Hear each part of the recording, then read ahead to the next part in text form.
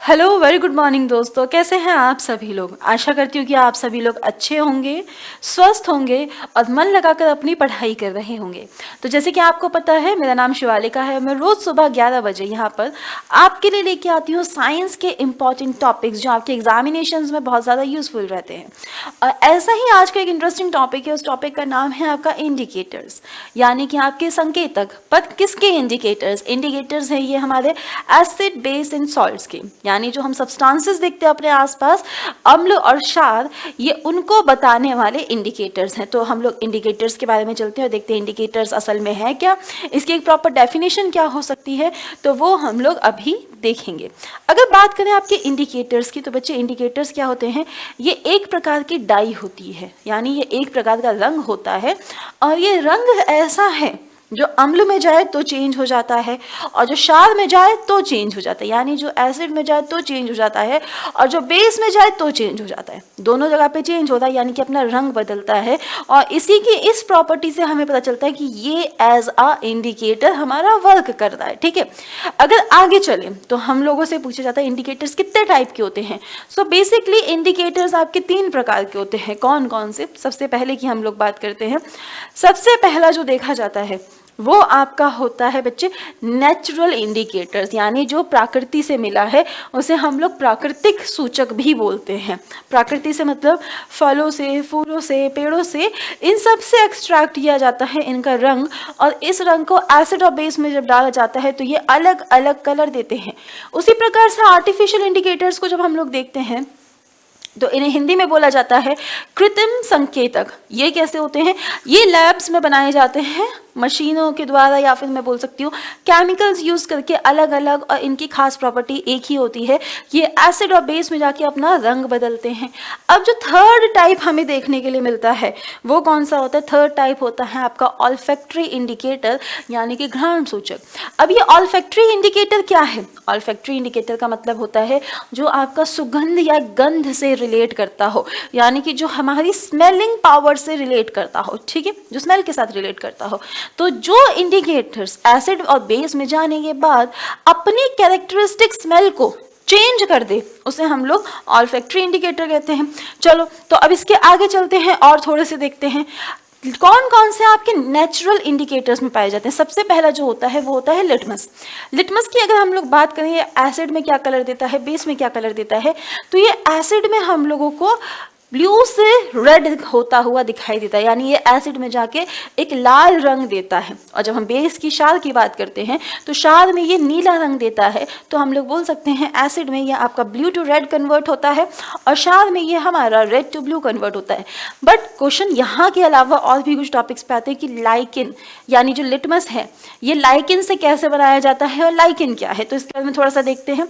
जब हम लिटमस को देखते हैं तो लिटमस 2 चीज़ों से मिलकर बना होता है नेचुरली। ठीक है, प्रकृति ने इसको बनाया है। नेचुरली का मतलब प्रकृति ने बनाया है। तो एल्गी होती है, ये एल्गी आपका फंगी के साथ मिलती है और फंगई के साथ मिलके एक सहजीवी संबंध बनाती है, यानी कि एक सिम्बायोटिक रिलेशनशिप बनाती है। एल्गी खाना बना के देती है, फंगस उसको रहने की जगह देती है। जब ये दोनों आपस में जुड़ते हैं तो हमें एक नया जीव मिलता है जिसे हम लोग लाइकिन बोलते हैं।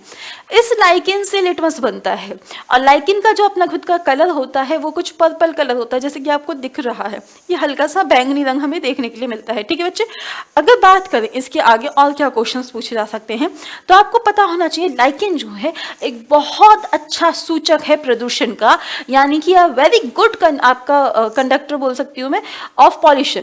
ये पॉल्यूशन के बारे में बताता है। जहाँ पे पॉल्यूशन है वहाँ लाइकिन गलती से भी नहीं मिलेगा, यानी लाइकिन ऐसी जगहों पे ग्रो करते हैं जहाँ पे प्रदूषण ना हो, ना के बराबर नहीं, ना हो, बिल्कुल ही नहीं होना चाहिए, वहीं पे लाइकिन ग्रो करता है। ठीक है, तो अगर आपसे पूछ लिया जाए कि लाइकिन की खासियत क्या है, ये आपके नॉन पॉल्यूटेड एरियाज में ग्रो करता है। साथ ही साथ इसका अगर डिवीजन पूछ लिया जाए तो डिवीजन आप लोग बताएंगे, इसका डिवीजन होता है थैलोफाइटा। ठीक है, थैलोफाइटा इसका डिवीजन होता है।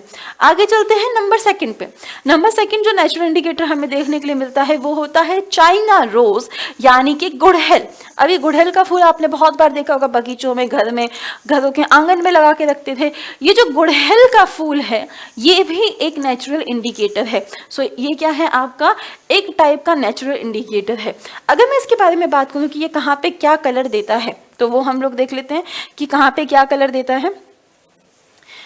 जस्ट अ सेकेंड बच्चे। हाँ, इसके कलर के बारे में बात करें तो इसका अपना खुद का जो कलर होता है नेचुरल वो रेड होता है, परंतु जैसे ही ये एसिड में जाता है ये हमें डार्क पिंक या मैजेंटा कलर देता हुआ दिखता है, ठीक है।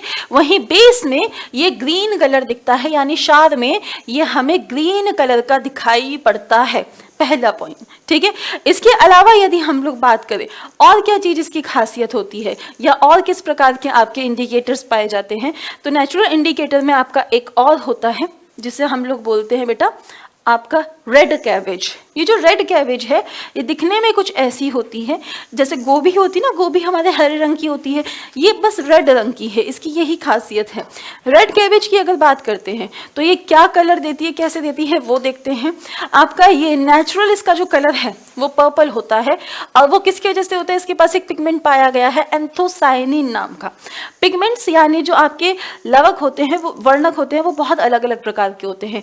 जैसे येलो ऑरेंज को देने वाला अलग है, ग्रीन कलर देने वाला अलग है, उसी प्रकार से हमारा जो पर्पल कलर देता है वो आपका अलग प्रकार का होता है। बात करें एसिड में क्या कलर देता है, तो एसिड में ये हमें रेडिश कलर देता है और बेस में ये हमें एक येलो यानी कि पीला रंग देता है।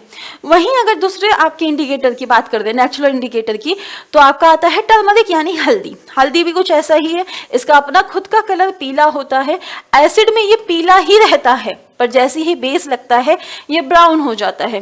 कई बार हमने देखा है कि हमारे शर्ट पे, सफेद कपड़ों पे हल्दी के दाग लग जाते हैं, और जब हम इसे साबुन से धोते हैं तो ये लाल रंग का हो जाता है। क्यों?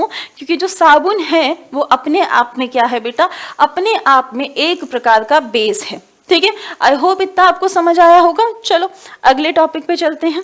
तो यहाँ पे हमने दो टाइप्स के इंडिकेटर्स तो देख लिए, मतलब एक टाइप का आपका प्रॉपर देख लिया जिसमें हमने 4 सब टॉपिक्स देखे थे। आगे चलते हैं, नेक्स्ट की बात करते हैं। Just a second. हाँ, नेक्स्ट अगर हम लोग बात करें तो आपके आर्टिफिशियल इंडिकेटर्स होते हैं। ये आर्टिफिशियल इंडिकेटर्स कैसे बनाए गए हैं, ये सिंथेसाइज किए जाते हैं केमिकल्स की मदद से, ठीक है।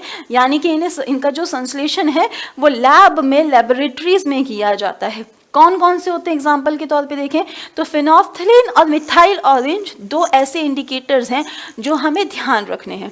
अब इनके कलर की बात करते हैं, तो जैसे फिनोल्फ्थालीन है उसका अपना खुद का जो कलर होता है वो कैसा होता है, वो इसका अपना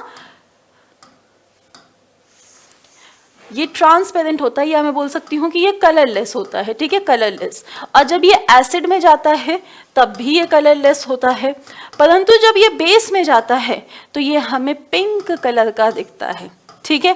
वहीं मिथाइल ऑरेंज का खुद का कलर कैसा होता है, ऑरेंज होता है। जब ये एसिड में जाता है तो रेड कलर देता है, और जब ये बेस में जाता है तो ये येलो कलर देता है। ये कुछ पॉइंटर्स आपको यहाँ पे ध्यान रखने हैं, ठीक है। चलो आगे देखें कुछ और आपके टाइप्स ऑफ इंडिकेटर्स। तो जैसे आप यहाँ पे देख सकते हो, इंडिकेटर्स बेसिकली किस चीज पे डिपेंड करते हैं, पीएच पे डिपेंड करते हैं, पीएच किस किस टाइप का है।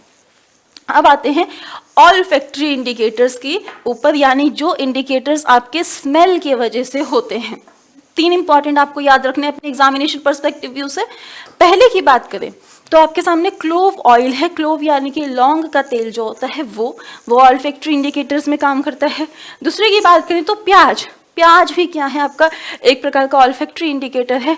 और तीसरे की बात करें तो आपका वेनिला एसेंस या वेनिला एक्सट्रैक्ट इसे हम लोग बोलते हैं, ये भी एक प्रकार का ऑल्फैक्टरी यानी कि आपका घ्राण सूचक है।